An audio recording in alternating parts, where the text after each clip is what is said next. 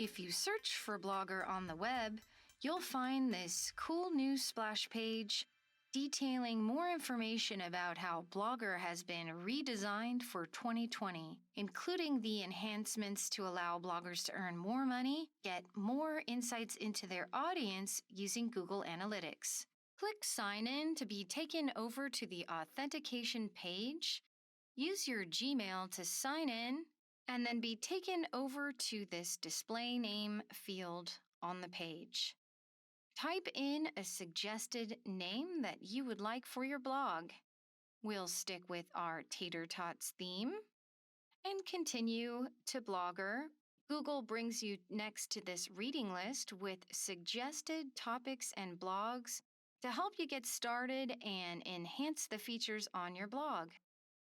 Topics like expanding your audience, success stories, and an update about what's new for 2020. On the next page in the process, select a title for your blog. And you might have a custom domain, but that'll be added in a little later. Here you want to go ahead and type in what will be your default address. Blogger creates an address for you. So we'll try Tater Tots. But then we can see that this is too common. It's been previously used. There's a million Tater Tot blogs out there, apparently.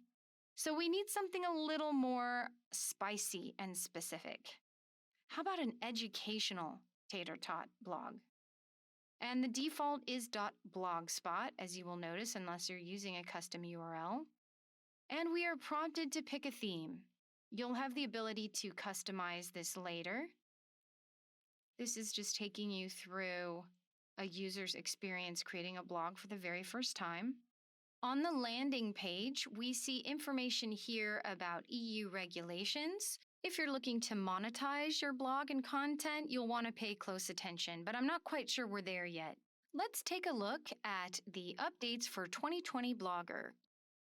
At a glance, you'll notice the graphic image thumbnails for each post.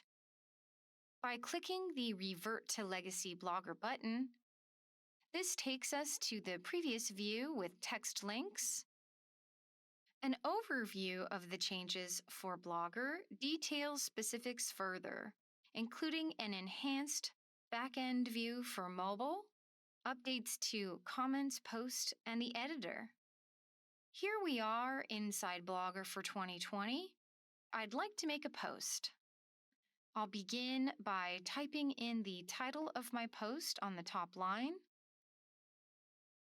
I can pull in content for the body of my post using the top navigation toolbar. So click inside there to begin. Let's just try starting with some simple text.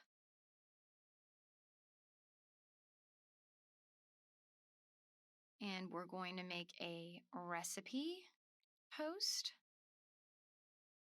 I think an image would be good to get people really excited about tater tot waffles. So under the image drop-down, I have several ways to pull in an image by a URL, by photos in my Google Drive, or by uploading from my trusty computer. So we'll grab an image here of a tater tot waffle that I made. It drops into the center, and now a new editing toolbar is available beneath it to center, justify, move it side to side. I can increase the size of the image, but there's a few limitations. Enter in my alt text, which is great for making your blog accessible. If the image was ever missing or someone visually impaired could not see it, alt text could be read or displayed. I've made my image larger to enhance the deliciousness, but I think I'll shrink it back down to that medium size. The standard sizes available in the back end provide a great responsive experience, so whether you're viewing the image on a mobile device or on a new design, your image will be displayed perfectly each time.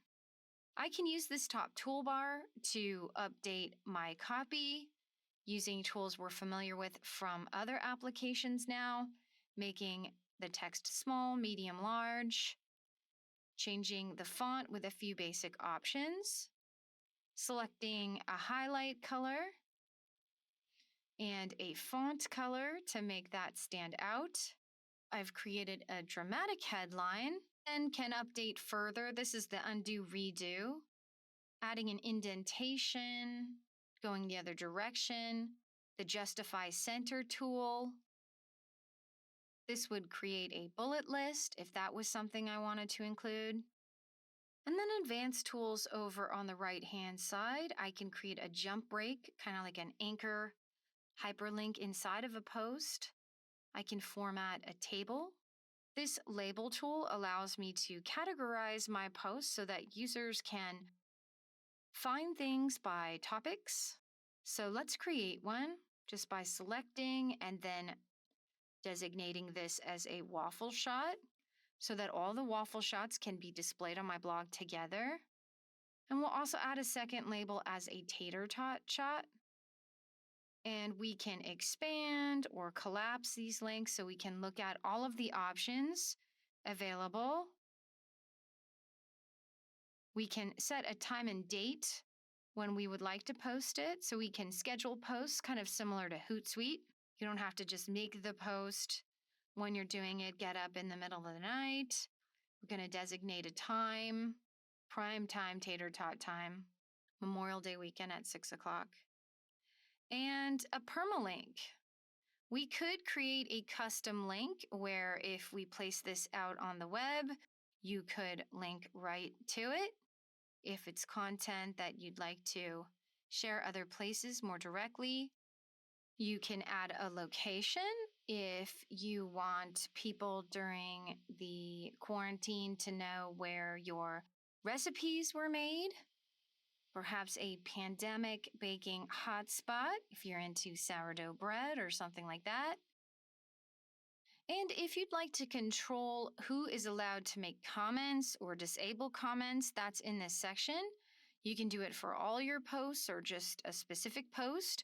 So if you're dealing with a celebrity tater tot topic, this could be the safest way to go. By clicking on the icon, you'll be able to preview how your post is going to be looking online. You can even take a look at the different layouts that will be available depending on whether it's on the web, a mobile, or tablet device by cycling through and make some adjustments to the preview if there's something you'd like to change in the post. You can save the post. This arrow allows you to publish your post and will ask you to confirm it. It's a bit more simplistic than what we saw with sites. You can schedule when you'd like it to be posted. And once we confirm that and the post is complete, we're taken back to our dashboard where we now see the visual thumbnail and the labels. Let's create another new post. We'll press the orange plus button. That starts a new post, so we'll put in the title. We'll make this one about uploading a waffle file. And we will upload from YouTube this time.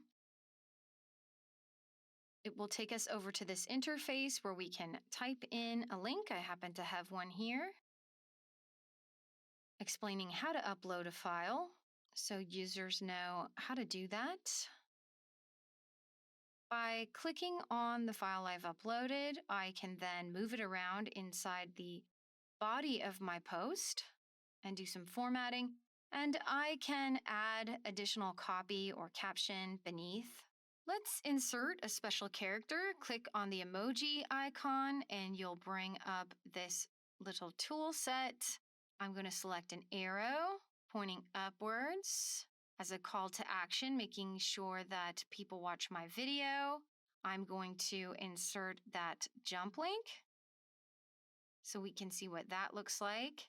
Clicking on the three dots brings down additional formatting options. You can format the code, add a quote text for some polish, format the justification, and under Input Tools, control your language options. I think this is looking pretty good, so I'd like to preview this. We go over to the eye, and we're previewing it here across devices. And we'll go ahead and publish it. There's no waiting. I've seen it. And now we see on our dashboard thumbnails and these menu options that appear beside them. I can preview, delete my post, update the labels by clicking. I can add these labels so these will be grouped if somebody searches my blog. And I can create a new label by typing in and ticking. And now we can see the labels are appearing on the right-hand side to your post. So when you see those appearing, you'll see the date of your post and the labels. On the left-hand side navigation, we have some additional options. If we look under stats, that's where we would find information about our viewership, how our analytics are doing. Comments, we can moderate comments and remove them. Earnings, this is where if you are using one of the monetization features, you would learn how much you're making, but you would have to add those options in. Your pages, layout can be controlled to some extent using this section here. But to take it further, you want to go to themes and create a custom theme, which we're going to take a look at next.